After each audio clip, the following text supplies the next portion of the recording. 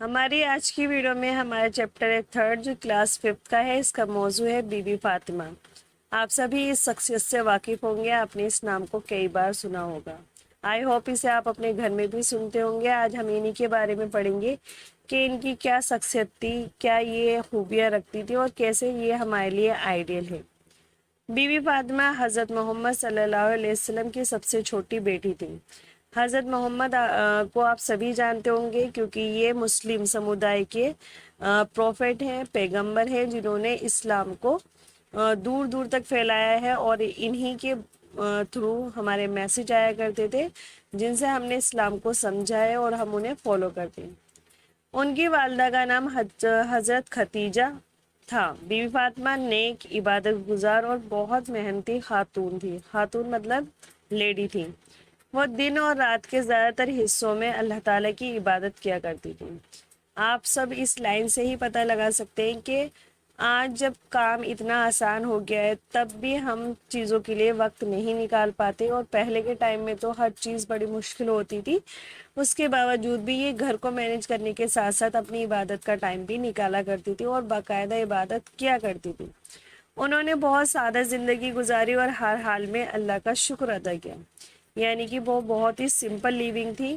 کوئی شو آف نہیں تھا کہ میں پیغمبر کی بیٹی ہوں تو میں یہ نہیں کر سکتی وہ نہیں کر سکتی. وہ بہت ہی سمپل زندگی جیا کرتی تھی اور جیسی بھی کنڈیشن رہی اس میں ہمیشہ اللہ کا شکر ادا کیا ہے.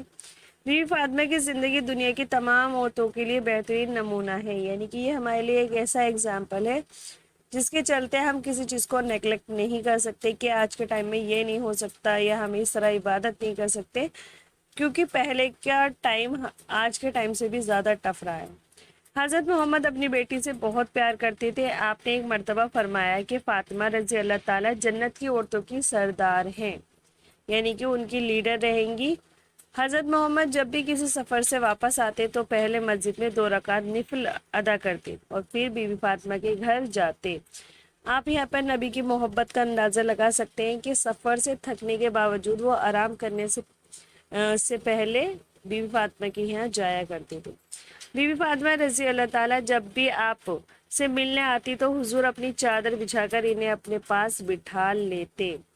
بی بی فاطمہ کی شادی حضرت علی سے ہوئی تھی. حضرت علی رضی اللہ تعالیٰ عنہ کو آپ جانتے ہوں گے. ابھی محرم چل رہے تو آپ کو یہ بھی پتا ہوگا کہ امام حسین جو کہ حضرت علی کے بیٹے تھے, ان کی ماں تھی بی بی فاطمہ.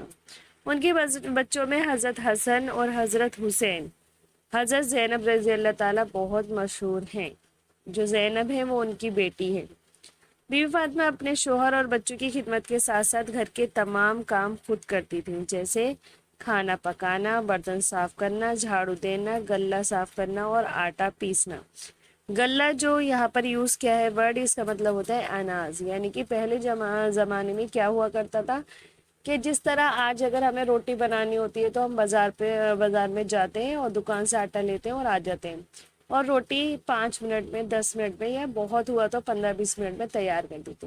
لیکن پہلے ایسا نہیں ہوتا تھا. پہلے آٹے یعنی غلے کو بھی اپنے ہاتھ سے پیسنا پڑتا تھا, اور پھر کہیں اس سے جا کر جو آٹا ملتا تھا یا جو دھان چھانے جاتے تھے یا ان سے چاول نکالے جاتے تھے تب کہیں جا کے کھانا بنتا تھا. یعنی اتنی مشقت کی جاتی تھی. وہ سارے ہی کام بی بی فاطمہ اپنے ہاتھوں سے کیا کرتی تھی. بہت زیادہ محنت کرنے کی وجہ سے آپ کے ہاتھوں میں گٹے پڑ گئے تھے. گٹے ہوتے ہیں کہ ہاتھ کی جو کھال ہوتی ہے بہت سخت ہو جاتی ہے. جو ہم کوئی مضبوطی والا کام کرتے ہیں, کوئی ایسا کام کرتے ہیں جس پہ ہاتھوں پہ بہت زیادہ فرق پڑتا ہے, تو یہ تو سارے کام اپنے ہاتھوں سے کیا کرتی تھی آپ, تو اسی وجہ سے آپ کے ہاتھوں میں بھی گٹے پڑ گئے تھے. ایک مرتبہ بی بی فاطمہ اپنے واسطے ایک خدمت گار طلب کرنے کے لیے حضور رضی اللہ تعالیٰ کے پاس آئی. یعنی کہ انہیں لگا کہ انہیں ایک سرونٹ چاہیے, ایک ملازمہ چاہیے, تو وہ نبی کے پاس آئی. اس وقت آپ صحابیوں کے ساتھ بیٹھے تھے. بی بی فاطمہ رضی اللہ تعالیٰ شرم و لحاظ کی وجہ سے حضور سے کچھ نہیں مانگ سکی اور گھر واپس چلی آئی. بعد میں آپ خود بی بی فاطمہ کے گھر تشریف لائے اور یعنی کہ آپ دیکھ سکتے ہیں کہ نبی کس طرح بی بی فاطمہ کو سمجھا کرتے تھے کہ جب وہ بنا کچھ کہے واپس آ گئی تو وہ باقاعدہ ان کے گھر گئے اور ان سے آنے کی وجہ پوچھی. بی بی فاطمہ خاموش رہی. حضرت علی نے خدمتگار طلب کرنے کی بات بتائی تو آپ نے अपनी चहेती बेटी से फरमाया, बेटी सब्र करो। अब ये जो आप वर्ड देख रहे हैं सब्र वाला, ये सबसे बड़ा और सबसे इम्पोर्टेंट वर्ड है कि एक इंसान की ज़िंदगी में अगर कुछ इम्पोर्टेंट रखता है तो वो है उसका पेशेंस, उसका सब्र। यानी कि अगर आप में सब्र है तो आप हर चीज़ को बहुत आसानी से कर सकते हैं, और आपके जो गोल्स हैं वो कितने भी टफ या कितने बड़े क्यों ना हो, आप उसे ईजिली अचीव कर सकते हैं। रात को सोने से पहले सुबहान अल्लाह 33 बार, अल्हम्दुलिल्लाह 33 बार और अल्लाह अकबर 34 बार पढ़ लिया करो। यानी कि जब नबी को पता चला कि बीवी फातिमा को एक मुलाजमा चाहिए तो उन्होंने कहा, बेटा इसके लिए आप एक अमल कर सकते हो जिससे आपको थकान नहीं होगी। वो था कि आपको 33 टाइम सुबहान अल्लाह पढ़ना है और 33 टाइम्स अल्हम्दुलिल्लाह और 34 टाइम्स आपको अल्लाह अकबर पढ़ना है। ये तुम्हारे लिए एक मुलाजमा की खिदमत से कहीं बेहतर होगा। बीवी फातिमा ने जवाब दिया, मैं अल्लाह और इसके रसूल की रज़ा में खुश हूँ। ये थे ईमान वाले लोग। आप देख सकते हैं बीवी फातिमा ने किस तरह इस चीज़ को पे शुक्र करते हुए कहा है कि वो इसमें राज़ी है। बीवी फातिमा ने कभी दौलत की ख्वाहिश नहीं की। ये बहुत ही अच्छी बात है कि जो ईमान वाले लोग होते हैं उन्हें कभी भी दौलत की ख्वाहिश नहीं रहती, क्योंकि उन्हें पता होता है कि दुनिया कुछ नहीं है, सिर्फ कुछ टाइम के लिए हमारे पास है और फिर बाद मरने के हमें जाना है, वो भी खाली हाथ। घर में खाना ना होता तो वो फाकी कर लेती और किसी को खबर तक ना होती।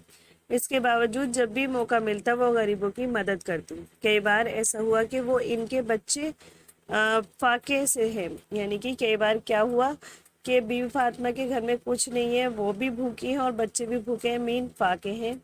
खाने का सामान मुहैया हुआ, लेकिन इसी वक्त साहिल ने सदा दी। यानी कि आप लोग भी देखते होंगे कि जब हमारे घर में कुछ नहीं होता तो हम उसके अरेंजमेंट में लग जाते हैं कि कुछ ना कुछ मिल जाए जिससे हम अपनी कंडीशन, अपनी प्रॉब्लम का सोल्यूशन कर सकें। ऐसे ही जब इनके यहाँ फाके होते हैं और उसका जो सामान है वो मुहैया हो भी जाता, और इस्तीफाकर अगर कोई मांगने वाला यानी कोई फकीर साइल आ जाता तो वो उस चीज़ को उठाकर उन्हें दे देती। और वही वाक्य यहाँ बताया गया है कि बीवी फातिमा ने खाना साहिल को दे दिया और खुद इनके यहाँ फाका ही रहा।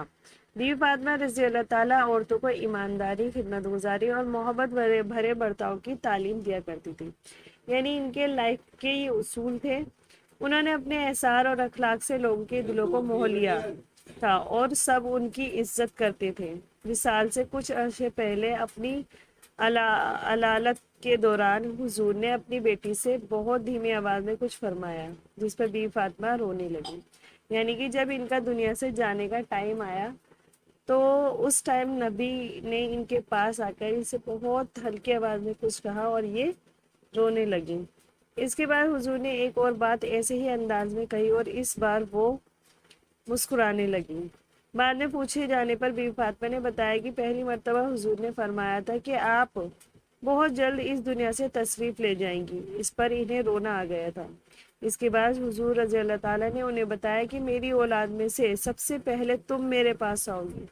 इस बात पर वो मुस्कुरा दी, यानी वो इस्माइल करने लगी, क्योंकि दुनिया से जाना बेहद दुख वाली बात होती है, क्योंकि हमने दुनिया में जो भी अच्छी चीज़ें देखी होती है इन्हें छोड़ पाना बहुत मुश्किल होता है।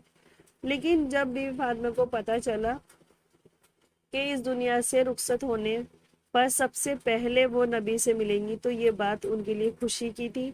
बीवी फातिमा हज़रत मोहम्मद सल्लल्लाहु अलैहि वसल्लम के विसाल के तकरीबन 6 माह बाद 23 साल की उम्र में इस दुनिया से रुखसत हो गईं। बीवी फातिमा की ज़िंदगी से नसीहत मिलती है कि हमें सबसे काम लेना चाहिए, अपने घर वालों और पड़ोसियों की खिदमत करनी चाहिए, मेहनत से जी नहीं चुराना चाहिए, मुसीबत और